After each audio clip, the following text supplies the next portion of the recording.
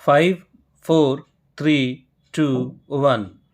उत्तर प्रदेश की राज्यपाल श्रीमती आनंदीबेन पटेल जी, यूपी के लोकप्रिय और यशस्वी कर्मयोगी मुख्यमंत्री योगी आदित्यनाथ जी, यूपी भाजपा के ऊर्जावान अध्यक्ष श्री स्वतंत्र देव जी, यूपी सरकार के मंत्री श्री सूर्य प्रताप शाह जी, श्री सुरेश कुमार खन्ना जी, श्री स्वामी प्रसाद मौर्य जी, डॉक्टर नीलकंठ तिवारी जी, संसद के मेरे साथी श्री विजय कुमार दुबे जी, डॉक्टर रमापति राम त्रिपाठी जी, अन्य जनप्रतिनिधिगण और भारी संख्या में यहाँ पधारे मेरे प्यारे बहनों और भाइयों, दिवाली और छठ पूजा बहुत दूर नहीं है।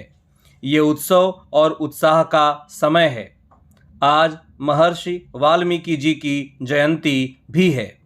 इस पावन अवसर पर कनेक्टिविटी के, स्वास्थ्य के और रोजगार के सैकड़ों करोड़ के नए प्रोजेक्ट कुशीनगर को सौंपते हुए मुझे बहुत खुशी हो रही है।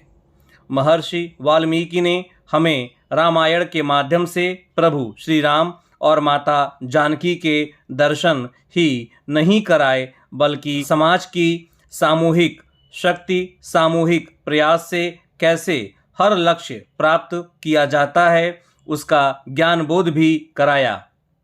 कुशीनगर इसी दर्शन का एक बहुत समृद्ध और पवित्र स्थान है। नए इंटरनेशनल एयरपोर्ट से यहाँ गरीब से लेकर मिडिल क्लास तक, गांव से लेकर शहर तक पूरे क्षेत्र की तस्वीर ही बदलने वाली है।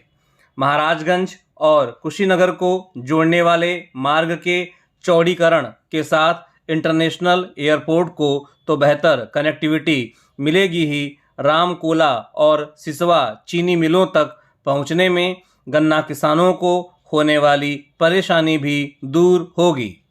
कुशीनगर में राजकीय मेडिकल कॉलेज बनने से आपको अब इलाज के लिए एक नई सुविधा मिल गई है। बिहार के सीमावर्ती इलाकों को भी इसका लाभ मिलेगा। यहाँ से अनेक युवा डॉक्टर बनने का अपना सपना पूरा कर पाएंगे। और आप जानते हैं, हमने राष्ट्रीय नई शिक्षा नीति जो लाए हैं न, उसमें निर्णय किया है, आज़ादी के 75 साल बाद यह निर्णय लिया है कि अब अपनी मातृभाषा में पढ़ने वाला बच्चा भी, गरीब माँ का बेटा भी डॉक्टर बन सकता है, इंजीनियर बन सकता है। भाषा के कारण अब उसकी विकास यात्रा में कोई रुकावट नहीं पैदा होगी। ऐसे ही प्रयासों के कारण पूर्वांचल में दिमागी बुखार, एन्सेफलाइटिस जैसी जानलेवा बीमारी से हजारों मासूमों को बचाया जा सका है। गंडक नदी के आसपास के सैकड़ों गांवों को बाढ़ से बचाने के लिए अनेक जगहों पर तटबंध का निर्माण हो, कुशीनगर राजकीय महाविद्यालय का निर्माण हो, दिव्यांग बच्चों के लिए महाविद्यालय हो, ये क्षेत्र को अभाव से निकालकर आकांक्षाओं की तरफ ले जाएंगे। बीते 6-7 सालों में गांव, गरीब, दलित, वंचित, पिछड़ा, आदिवासी ऐसे हर वर्ग को मूल सुविधाओं से जोड़ने का जो अभियान देश में चल रहा है, ये उसी की एक अहम कड़ी है। जब मूल सुविधाएं मिलती हैं तो बड़े सपने देखने का हौसला और सपनों को पूरा करने का जज्बा पैदा होता है। जो बेघर है, झुग्गी में है, जब उसको पक्का घर मिले, जब घर में शौचालय हो, बिजली का कनेक्शन हो, गैस का कनेक्शन हो, नल से जल आए, तो गरीब का आत्मविश्वास अनेक गुना बढ़ जाता है।